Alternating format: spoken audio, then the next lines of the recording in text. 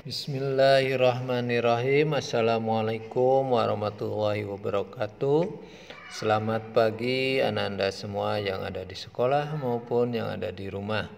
Apa kabarnya pagi hari ini? Sehat-sehat saja? Alhamdulillah. Berjumpa lagi dengan pelajaran Bapak yaitu Bahasa Indonesia pada pertemuan ke-8. Bapak akan membahas bagian E, penggunaan kata baku dan tidak baku. Bagian F-nya membuat laporan hasil wawancara. Kita lihat materinya. Ya.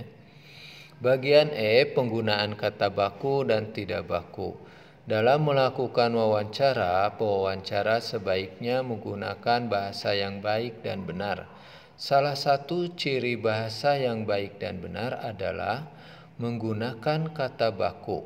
Kata baku merupakan kata yang cara pengucapan atau penulisannya sesuai dengan kaidah-kaidah atau kaidah yang telah diberlakukan. Kaidah standar yang dimaksud dapat berupa Pedoman Umum Ejaan Bahasa Indonesia, singkat PUEBI, tata bahasa baku, atau kamus umum. Selain itu juga ada kata tidak baku. Kata tidak baku merupakan kata yang pengucapan atau penulisannya tidak memenuhi kaidah-kaidah umum tersebut. Kata tidak baku ini biasanya digunakan saat situasi santai, seperti saat berbicara dengan teman. Ya, kita lihat lagi. Nah, di atas ada info di halaman 24 ya. Kata-kata baik dalam sebuah laporan sebaiknya berupa kata baku.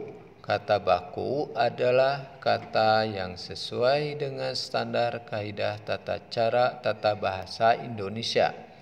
Kata baku dapat dilihat dalam Kamus Besar Bahasa Indonesia atau disingkat KBBI. Ya, itu ada di halaman 24 Ananda ya. Kita lihat. Berikut adalah contoh kata baku dan tidak baku. Bapak tulis kata tidak baku. Ya, kata tidak bakunya ada metode, ada analisa, ada sintesa, ada apotik, ada energi, ada favorit, ada kaidah, ada napas, ada enggak.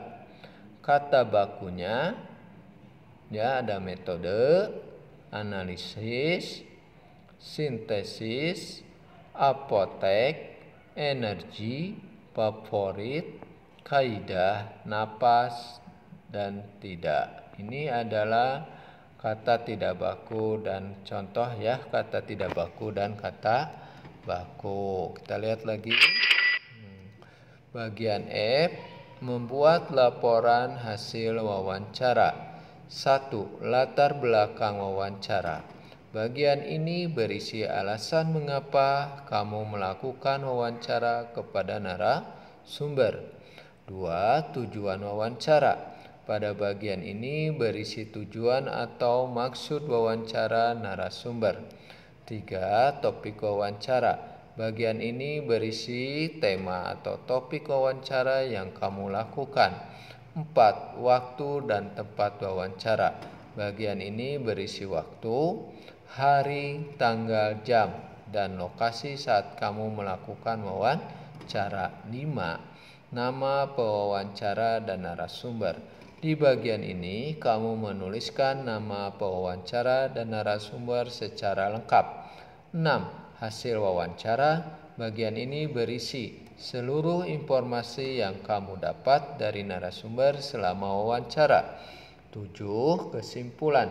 Pada bagian ini, kamu menuliskan kesimpulan berupa garis besar atau pokok dari hasil wawancaramu dengan narasumber. Ini ada di halaman 25 ya. Kita lihat lagi. Nah, contoh laporan hasil wawancara terbagi menjadi 7 bagian. 1. Latar belakang. 2. Tujuan. 3. Topik wawancara. 4. Waktu dan tempat wawancara. 5. Nama pewawancara dan narasumber. 6. Hasil wawancara. Terakhir 7 adalah kesimpulan. Ini adalah contoh laporan si wawancaranya, dapat Anda lihat di buku halaman 26 ya.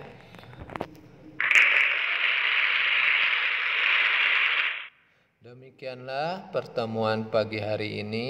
Terima kasih Anda semua. Semoga tetap semangat dalam pembelajaran daringnya ataupun offline ya.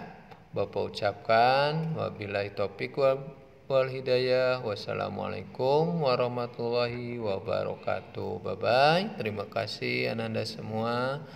Nanti tugasnya di Google Form ya. Nanti linknya dibagikan sama Bapak. Terima kasih.